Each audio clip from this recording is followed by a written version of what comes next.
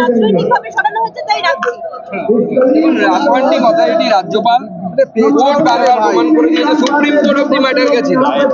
কোর্টের রায়ের অবমাননা করার ক্ষমতা না মুখ্যমন্ত্রীর আছে, না আমার আছে, না রাজ্যপালের আছে। কোর্টের রায় অবমাননা করলে পরে কন্টেম অফ কোর্ট হবে, তো মুখ্যমন্ত্রী তো কন্টেম অফ কোর্ট হওয়া উচিত। কিন্তু রাজ্যপাল সরিয়ে দেওয়ার পর রাজ্য আবার নতুন করে পুলিশের সঙ্গে বহাল রাখা, এটা কিভাবে দেখছেন? আর এর আগে দেখুন রাজ্য সরকারকে, এই রাজ্য সরকারই বলেছিল বুদ্ধদেব সাউকে কেন করা হলো, আরএসএস এর লোককে করা হয়েছে।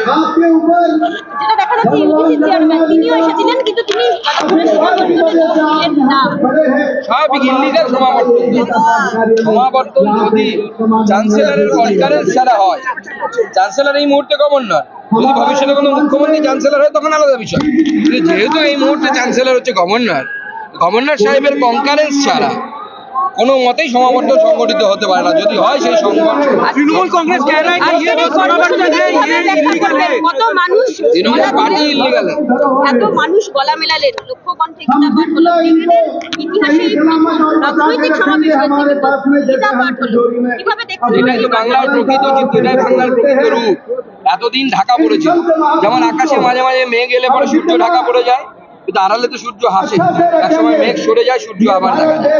এটাই হচ্ছে বাংলা। বাংলা ভক্তির স্থান, ভক্তি যোগের স্থান। শ্রী চৈতন্য মহাপ্রভুর মতো মানুষ এখানে জন্মেছে, রামকৃষ্ণ পরমহংস জন্মেছেন, বিবেকানন্দ জন্মেছেন, আরো কত সাধু সন্ন্যাসী বলে শেষ করা যাবে না, তারা জন্মেছেন।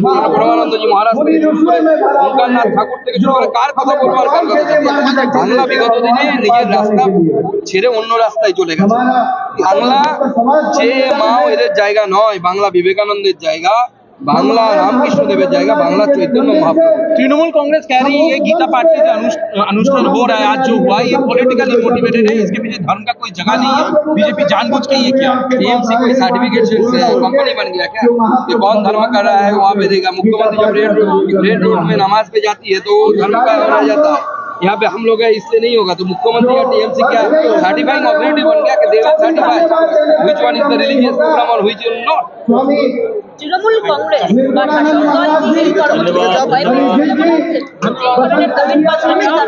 একদম তৃণমূল কংগ্রেস ভয় পেয়েছে এবং তার বিনাশের সময় এসে গেছে।